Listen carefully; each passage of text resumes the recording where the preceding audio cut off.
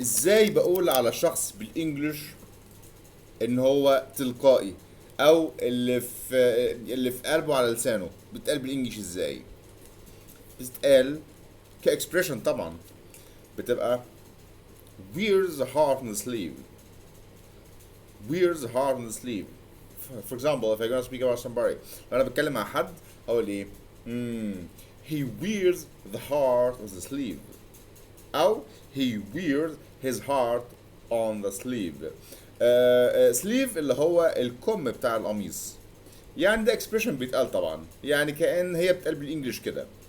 في الانجليش بتقال كده. he wears the heart on the sleeve، يعني هو لابس القلب بتاعه على الكم، يعني بتاع القميص. هي بتتقال كده كاكسبريشن طبعا. اكسبريشن طبعا مش بيترجم حرفيا، احنا عارفين. هي بتتقال كده. he wears the heart on the sleeve. he wears the heart on the sleeve مش معناها ان هو لابس قلبه على كم القميص، طبعا لا. he wears the heart on the sleeve معناها ان هو تلقائي، او بالعربي اللي في قلبه على لسانه. بالانجلش بتقال كده. and good luck.